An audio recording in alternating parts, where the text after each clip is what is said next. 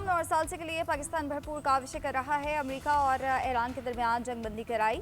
11 अप्रैल को ईरान और अमेरिका के दरमियान इस्लामाबाद में मुज़ाकराती अमल शुरू हुआ। बातचीत का सिलसिला 21 घंटे चला। जंगबंदी के दौरान अब्बास अरागची पाकिस्तान आए, सैर हासिल गुफ्तगू हुई। उन्होंने ओमान और रूस का भी दौरा किया। कहा है अपनी क़यादत से मुशावरत के बाद जवाब देंगे। वज़ीर-ए-आज़म शहबाज शरीफ की काबीना इजलास में गुफ्तगू। कहा ईरान पाकिस्तान का हमसाया और बरादर मुल्क है। सदर के दिल से खित्ते के अमन के लिए कोशिश की। नायब वज़ीर-ए-आज़म और फील्ड मार्शल की काविशों से जंगबंदी में तोसी हुई। अमन अमल में वज़ीर दाखिला मोहसिन नकवी का किरदार भी काबिल सताइश है। काबीना इजलास में मुल्क की मौशी सूरत हाल का भी जायजा। वज़ीर-ए-आज़म ने मुख्तलिफ ममालिक के सरबराहान से राब्तों और मुलाकातों पर एतमाद में लिया।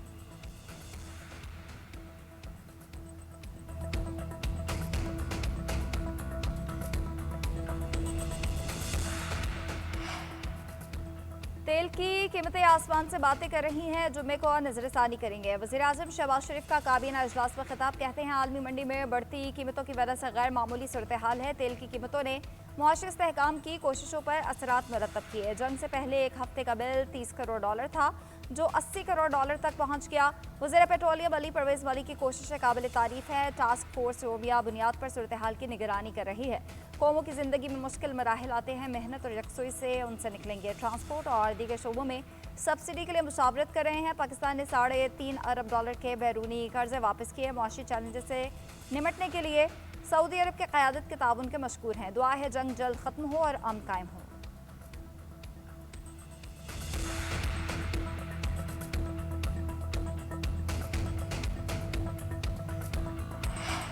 नो मोर मिस्टर नाइस गाय। अमेरिकी सदर की ईरान को एक बार फिर धमकी। ट्रुथ सोशल पर पोस्ट में लिखा कि ईरान मामला संभाल नहीं पा रहा, उन्हें मालूम ही नहीं कि नॉन न्यूक्लियर मुआहिदा कैसे करना है। बेहतर है वो जल्द समझदारी दिखाएं। ट्रम्प ने अपनी तस्वीर भी शेयर की, हाथ में राइफल, आंखों पर स्याह चश्मा और काला सूट। कैप्शन में लिखा मजीद शरीफ आदमी वाला रवैया नहीं।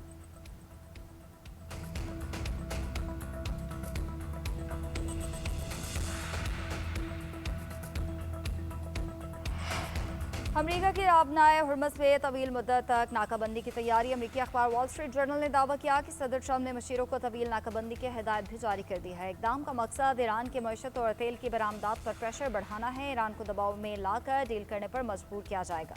रिपोर्ट के मुताबिक अमेरिकी सदर ने दावा किया कि ईरान ने पैगाम भेजा कि वो तबाही के दहाने पर है, चाहता है कि आबना हुर्मस खोली जाए। 20 साल से कम यूरेनियम अफसोदगी का ईरानी मुतालबा भी मुस्तरद कर दिया। ट्रम्प समझते हैं कि दोबारा बमबारी करना नाकाबंदी बरकरार रखने से ज्यादा खतरनाक है।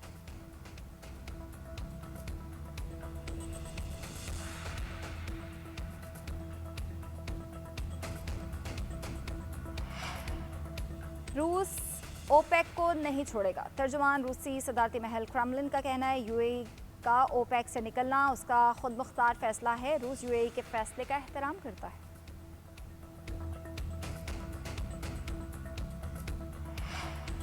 अफगान तालिबान और फितना ख्वारिज की सरहद पर बेला इश्तियाल जारी है। तो ऑपरेशन गज़ब लिल हक के तहत पाक फौज की जवाबी कार्रवाइयां शमन सेक्टर में तालिबान की मुताबिक चौकियों और गाड़ियों को दुरुस्तगी से निशाना बनाकर तबाह कर दिया।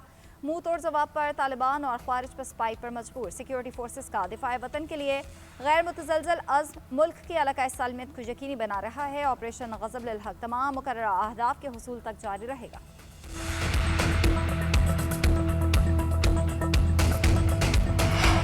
और पाकिस्तान सुपर लीग का मेला आज एलिमिनेटर 1 के लिए मैदान सजेगा। मुल्तान सुल्तान्स और हैदराबाद किंग्समैन आमने सामने। फातेह साइड एलिमिनेटर 2 का टिकट कटवाएगी। हारने वाली साइड घर वापसी की राह लेगी। रवा एडिशन में दोनों टीम्स का 2 बार सामना हुआ। दोनों टीम्स एक बार फातेह रही। मैच से कबल टीम्स की भरपूर ट्रेनिंग। कज़ाफ़ी स्टेडियम लाहौर में मैच शाम 7 बजे शुरू होगा। फातेह साइड एलिमिनेटर 2 में इस्लामाबाद यूनाइटेड से टकराएगी। पेशावर ज़ल्मी फाइनल का परवाना पहले ही हासिल कर चुकी।